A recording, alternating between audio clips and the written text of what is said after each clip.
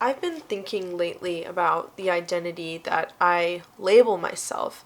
And everybody identifies themselves with a label, whether regardless of if you realize it or not. You think to yourself, I am a confident person or I am a lazy person. Those are attaching traits to your identity and saying that I am this. And us naturally as humans to keep ourselves safe, because that's what our brain is designed to do, keep us safe, not exactly built to make us improve.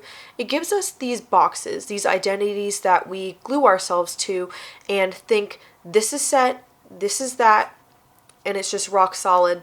There's nothing that we can do about that. And I've been lately thinking about just how my mind has been working and the habits that I have throughout the day that's leading me to think that I might be bipolar. Going through phases, sorry if my camera is moving, my cat is, you know, going through phases throughout the week of being in a euphoric state of I can achieve anything I put my mind to, and then the same day being in the thoughts of why am I here on this planet, what is here for me, and what am I actually doing.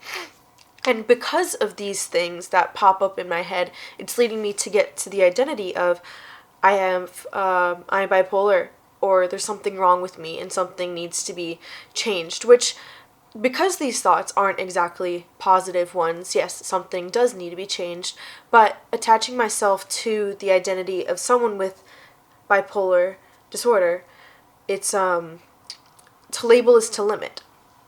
So if saying I am this, maybe it is true. Maybe it's true that I am bipolar. I wouldn't completely want to deny that idea because chances are I think it might actually be true. But rather than putting myself in that box, I'm thinking instead, I am a person who goes through emotions quickly, and that's fine. I go through deep feelings and go through deep good feelings, and you know what? I can use that to my advantage. And when you are able to identify those things without making it an identity, separate identifying an identity. Identify that you are lazy after work. Identify that you, after work, you go on your phone and you overeat and you don't know what to do with your time. Identify that, but don't make that an identity. You make that an identity of saying, oh, I'm a lazy person. Identify the fact that when you're at the gym, you're not pushing through your last set because you don't believe that you have it in you. Identify that, but don't have the identity of someone that doesn't complete their set.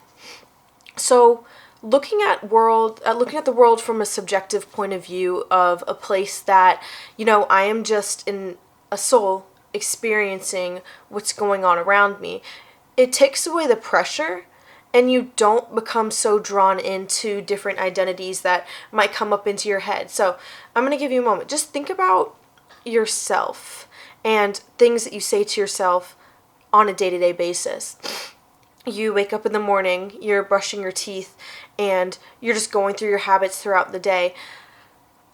Stop and just think about what's actually showing up in your head. Because what shows up in your conscious mind, things that you do day to day, it starts in the subconscious. When you're going through the habits, you don't have to consciously think about it. It's because it's subconscious. So look at the things that you're doing, things that you wouldn't usually even think twice about. And your identity is in your habits, and vice versa. You can change your habits, which in turn changes the confidence for a better and a different identity. I find that after work, I feel tired, and I feel like I don't want to do anything. I don't know if that's exactly a feeling, that's more of like an action.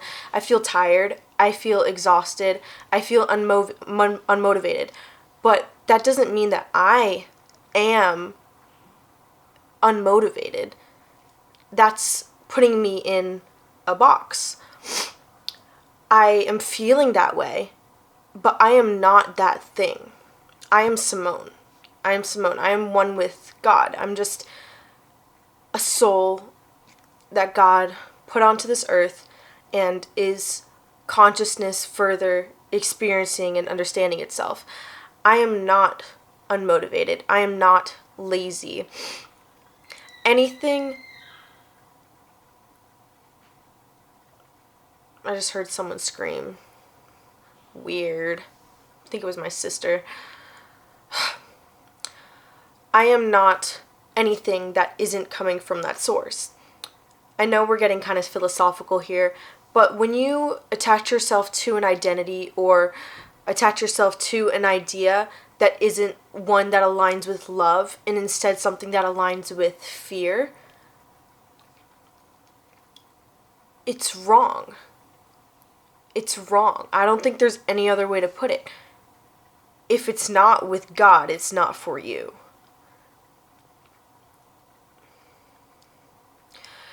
You were created with and from so much love from a never-ending source, a never-ending fountain. And for you to align with an identity that doesn't align with that is you separating yourself from the true source. Now, I know that where I started from with this talk today was identifying without making it an identity. Identify where you have messed up a lot. Identify where you want to change things in your life. And not only identify the opposite of those things, the habits, the thoughts that will bring you to a better version of yourself, but embody that identity. It's good to identify with good things, because when you're aligned with those habits, first of all, you're just naturally going to start thinking as someone who does that.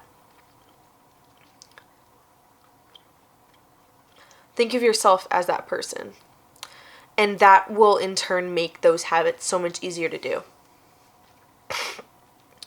I just thought identity and identification sounded like really ringy, dingy.